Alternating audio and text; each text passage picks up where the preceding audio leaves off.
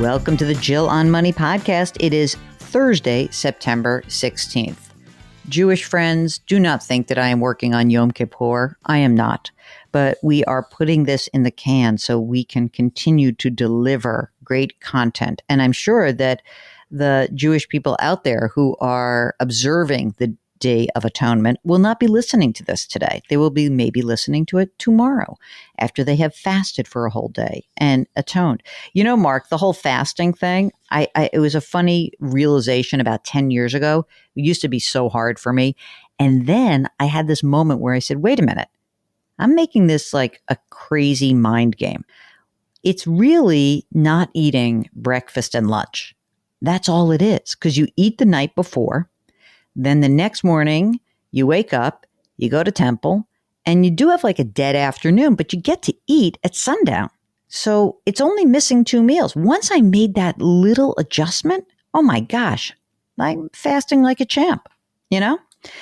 Anyway, I'm very grateful that all of you are listening, and we are always so really, we feel gratitude because the show does not work without you. And so if you have a financial question, all you need to do is send us a note, and we get that note simply by you hopping onto the website, hitting the contact button, boom, we get it. And don't forget to tell us if you would like to come on the air with us. We would really enjoy that as well. But let's blow through some emails today, okay? So Sebastian says, I listen to your show daily, and thank you for what you do. I enjoy your genuine feedback that you provide to listeners. I'd like to semi-retire early.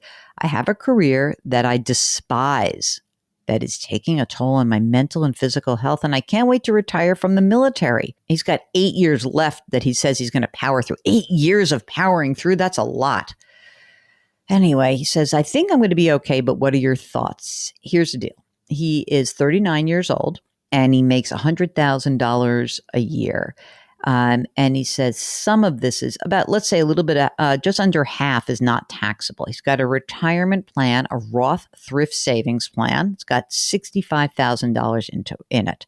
He's got a Roth IRA with Vanguard with $40,000. He's got a brokerage account with $26,000 and $40,000 in liquid savings. His wife's 40. She makes $88,000. She's got a Roth 401k with $35,000 in it. She's got a Roth IRA, $14,000, and liquid savings of $65,000. Okay. We live in San Diego, but I'm a Nevada resident, so I don't pay California income tax. Neither does my wife. I know you don't like paying off the house early, but I think I have some trauma from my childhood. When we were evicted a few times, so it does give me peace of mind. And by paying down my house, I feel I'm in control to do whatever I want. When I retire in the military, I won't have that stress to find a job right away because I will not have the mortgage hanging over me. So the house is worth $850,000. They've got $500,000 outstanding, and they expect to pay it off in 5 years. Mark, don't go crazy. The interest rate's 2.25%. You know what I'm going to say. So anyway, the remaining 3 years after that, we pay off the house. I'm going to max the Roth thrift savings plan. I'll increase my liquidity. When I retire, the house will be paid off. My pension will be $2,800 a month. And I will also have disability. So basically, his pension and the disability income will cover all of their expenses. That's great. And he plans on working when he retires, but not something that is as stressful. His wife will continue working until the son graduates college, which will be another 15 years. The daughter's college is fully funded. She got scholarship. She's using the GI Bill. Oh my God. Is it crazy for me to semi-retire in 8 years and retire totally in 15 years? So this is interesting. Another little wrinkle to this, Sebastian says that they're going to plan on living in Mexico and maybe South America down the road once their son graduates from college, because the cost of living will be much lower. And by the way, they own a condo in Mexico, free and clear, and he's a dual citizen. They can then live off their pension, disability, and rental income in the countries. They will have health care. Thanks for your time. Look, I'm not going to tell you not to do this. I'll tell you why. It sounds to me like you're enduring something that's really difficult. And so I'm not here to stomp on that. You've run the numbers. What you've laid out completely works. Is it crazy? Look, you got to see how you feel. So in 8 years, you'll see. But can you do it? Absolutely. Absolutely, you can do it. And I really just only want you to feel good about where you are. All right?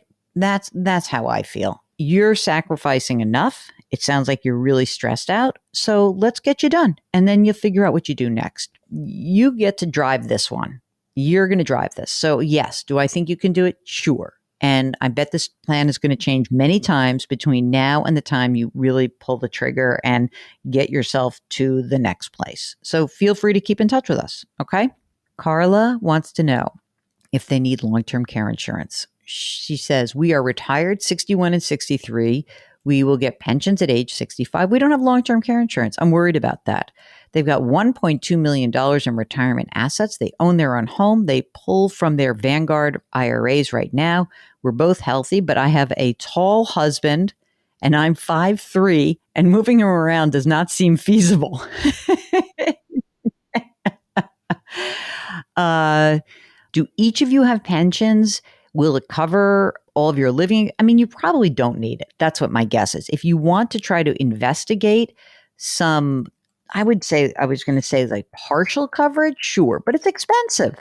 So I don't know if you need it. I doubt you need it, but if you want to investigate it, let's see what you come up with and send us a note back. Dale's subject line, which I love. Mark, did you see this? Just a normal guy. That's what his subject line is.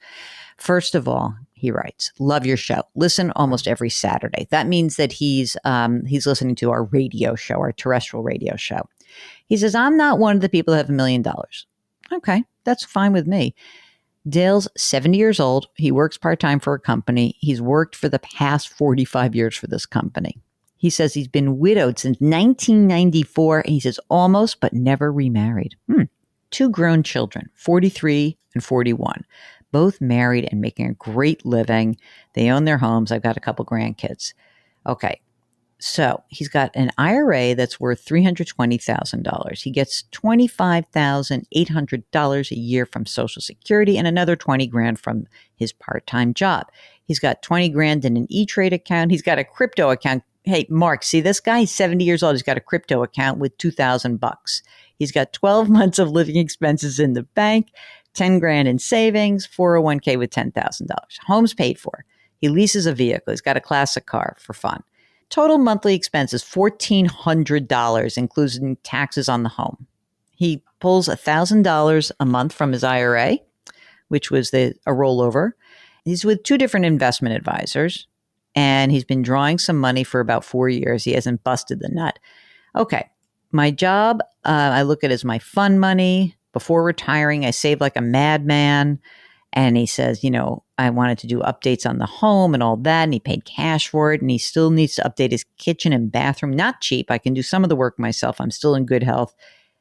Here's the question. Can he afford $25,000 to $30,000 to remodel the kitchen and bathroom? Should I consider a home equity line of credit? My credit score is around 800. Should I liquidate my stock in 401k to pay for it? I put 15% in my 401k, 15% in my employee stock purchase plan every pay period. Is that smart? It tells me who he works for. You know what? Let's do this. First of all, stop putting money away in retirement. Don't do that. Take the money you earn and put it in your cash account.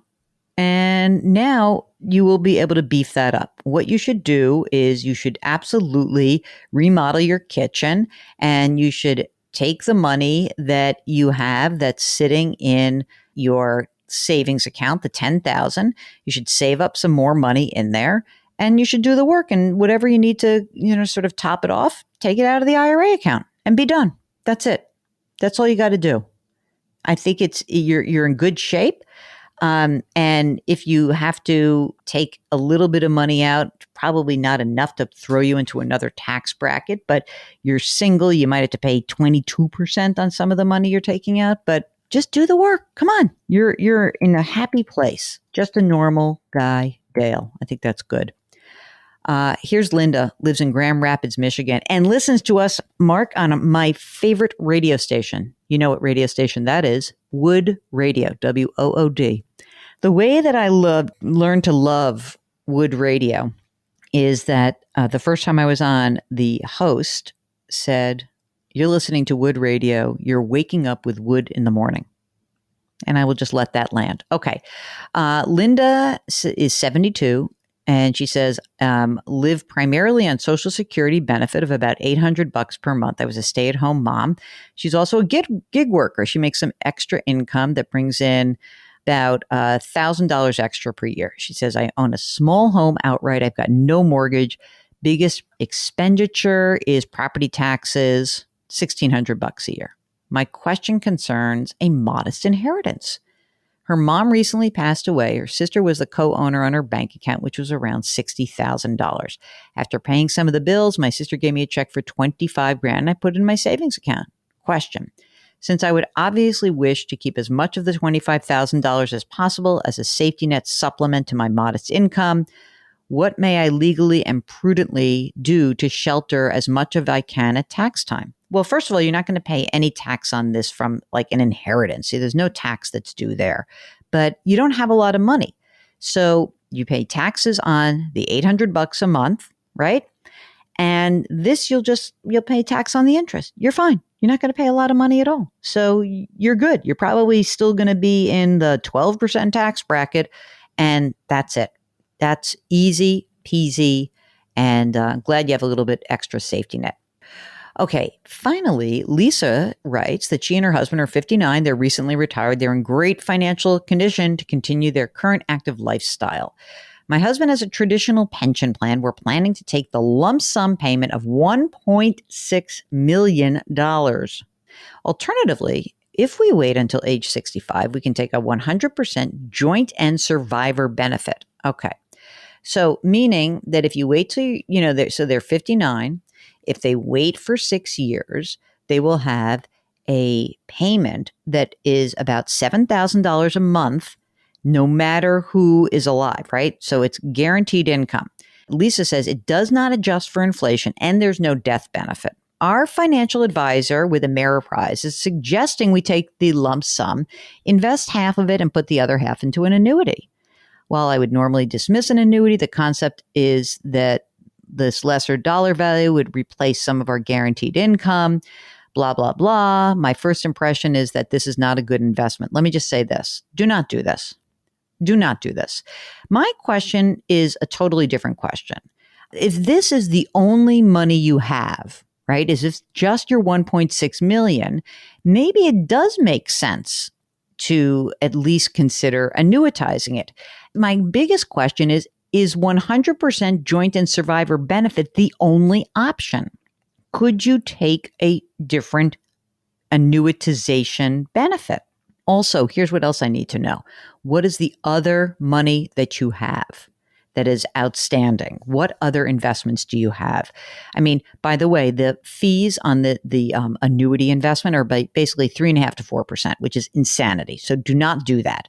You're not going to do it, but I need to know more information about you because, first of all, of course, this person at Ameriprise is like, oh yeah, I think you should take the lump sum.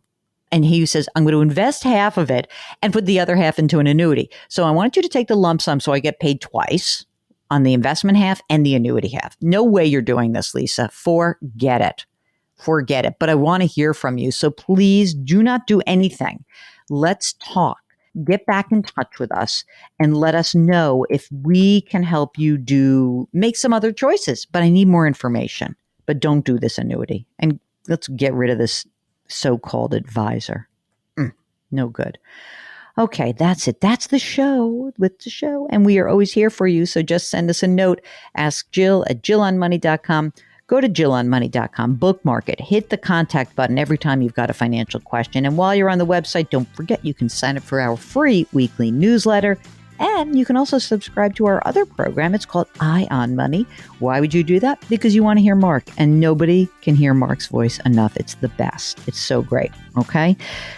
Don't forget to do something nice for someone else today. Maybe it just means putting your hands metaphorically on someone's back, but just do one little thing. It will make you feel better, and it will make that person feel better. And please keep in mind that we practice a mantra here. We're very Zen. Grit, growth, grace, and a little side of gratitude. It would help, really would. Thanks for listening. We'll talk to you tomorrow.